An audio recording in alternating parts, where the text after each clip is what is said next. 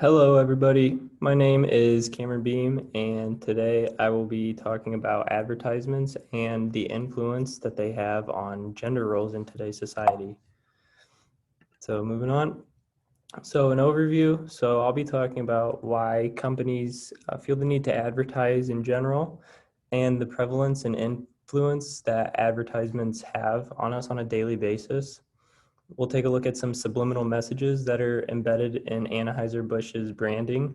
So Anheuser-Busch is the company that we're talking about today, specifically Bud Light, but Anheuser-Busch is the parent company to Bud Light. So then we'll be taking a look at some popular misconceptions and just some traditional gender roles that we see in advertising. And then we'll end things off with taking a look at the results of what will happen when people are exposed to misleading information. So moving on, so here is the commercial for Bud Light. It happened in 2014 and it played during the Super Bowl. So here we go.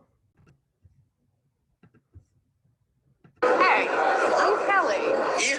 Ian? Ian, pleasure to meet you. If I give this to you, are you up for whatever happens next?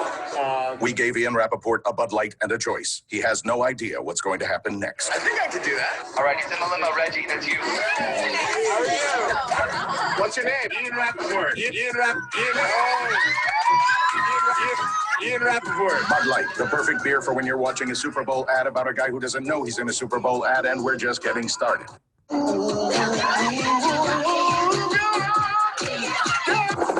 coming in now, guys. Open up the doors.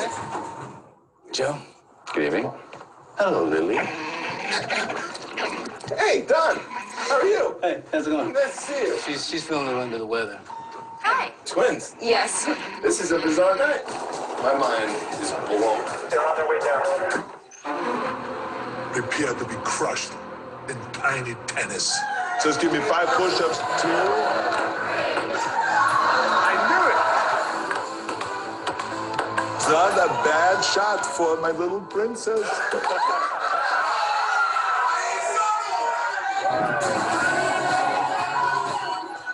Bud Light, the perfect beer for when Don Cheadle, a llama named Lily, and the identical twin of the girl you just met take you to a party where you defeat Arnold Schwarzenegger in a sudden death ping pong match that puts you on stage with One Republic. Bud Light, the perfect beer for whatever happens.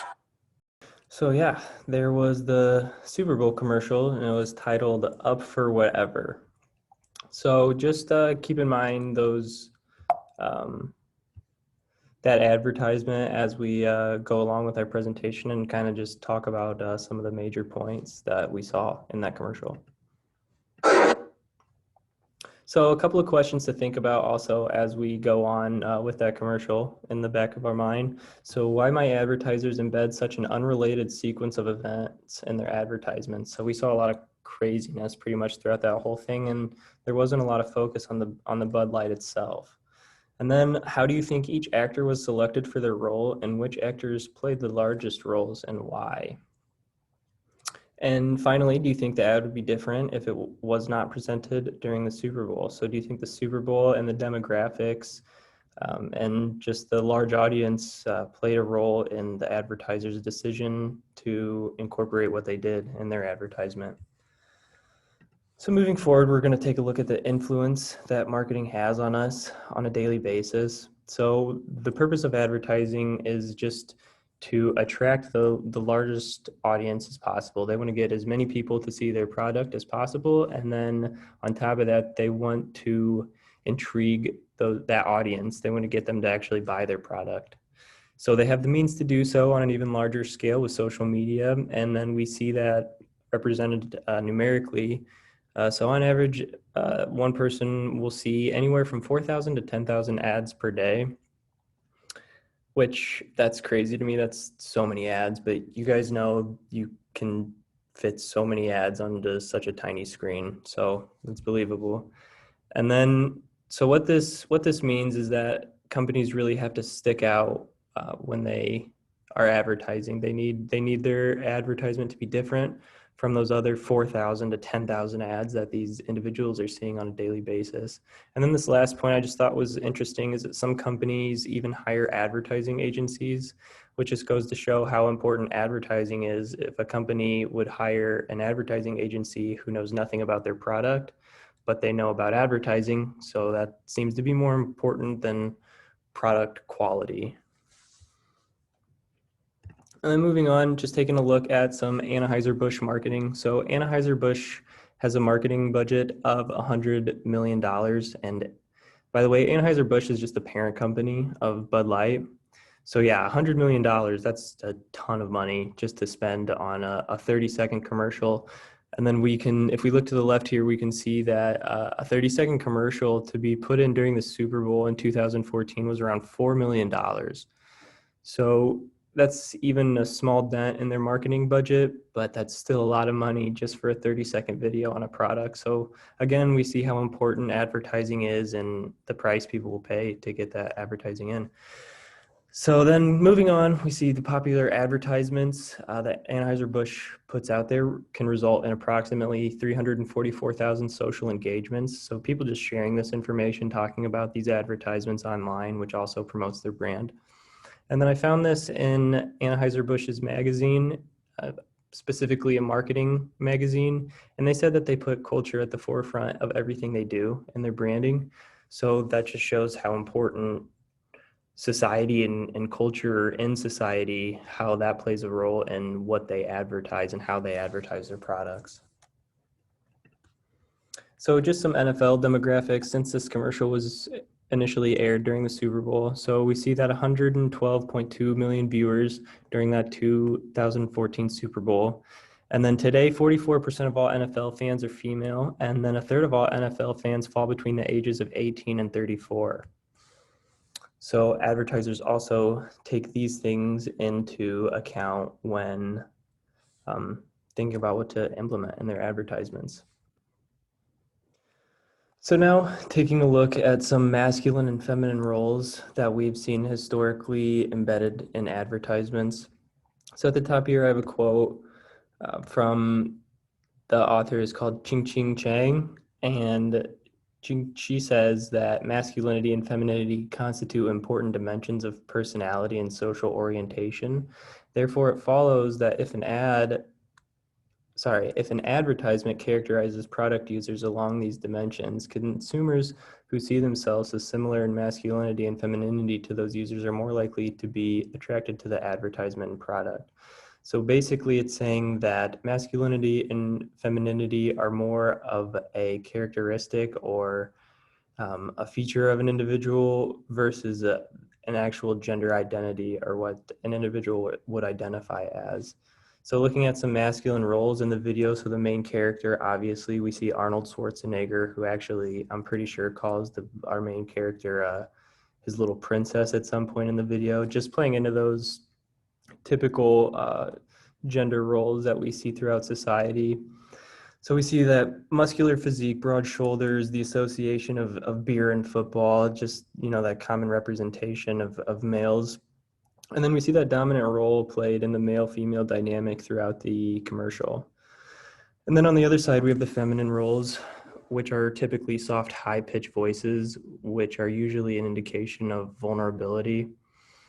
They tend to play a very passive role relative to the male counterpart. So we kind of see that as the actress main character kind of being sort of just eye candy and not really adding anything to selling the product.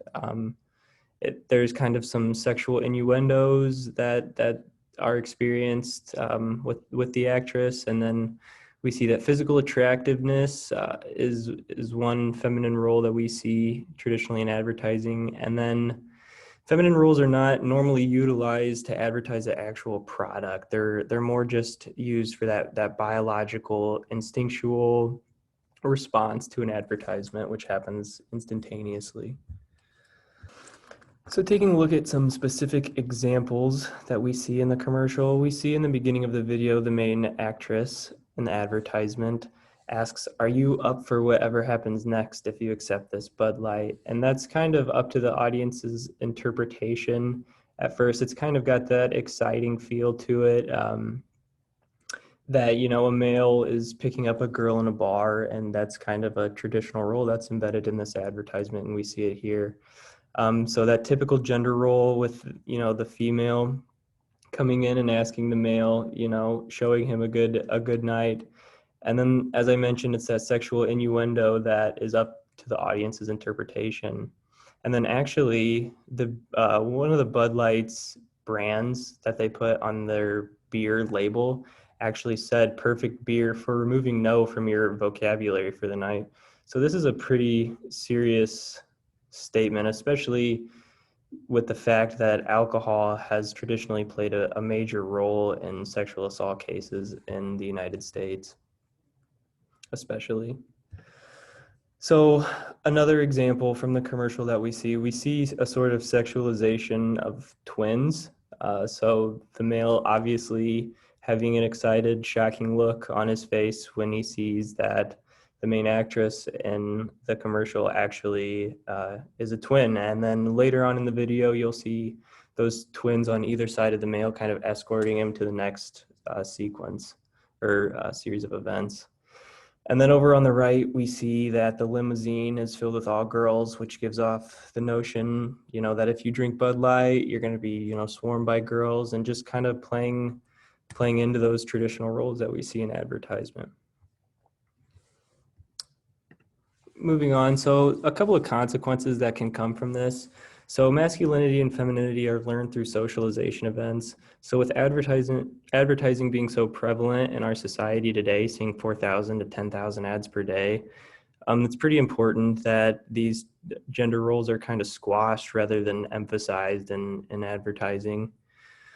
The focus of the audience is held in the wrong places. So throughout that commercial, you kind of don't really see any emphasis being put on Bud Light or the quality of the product or a refreshing taste or anything like that. It's kind of just this crazy sequence of events, you know, with some pretty girls and some lucky guy, you know, who gets to do this just because he decided to drink Bud Light for the night. So this shows kind of a misleading results of product consumption, which can give audience a false sense of reality. So especially, I'm kind of looking at this sort of from a like child standpoint. So kind of growing up, it just kind of plays in to that narrative that, you know, guys have to go to a bar and drink and pick up a girl, and it just plays into that. And so, you know, kids when they grow up think that they might have to do that as well. So, and then finally, I put that all human beings are multi-dimensional. Traditional gender roles don't define who somebody is, which is pretty self-explanatory in my opinion.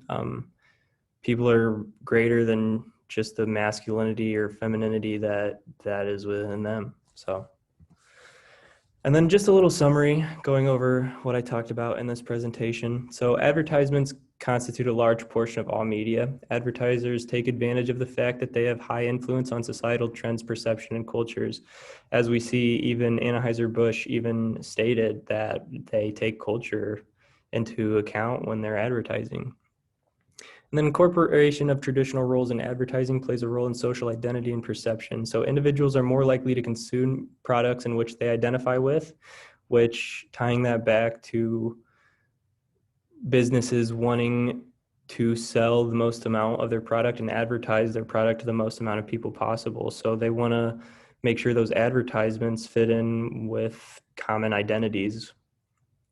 If an individual gains negative perception of themselves or any community, the advertisement portrays societal opinion of that individual or community can be shifted without proper justification. Pretty much just meaning that it's unfair that these advertisements, if they do take advantage of these traditional gender roles, then it's pretty much doing nothing but hurting these communities and saying that they're pretty much one size fits all and this stereotyping and placing these communities into these roles.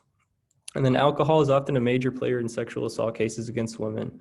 And then incorporating such vague references that play into, you know, sexual references along with alcohol, that just leaves it up to interpretation to the mind of the audience, which in the wrong cases can be an issue.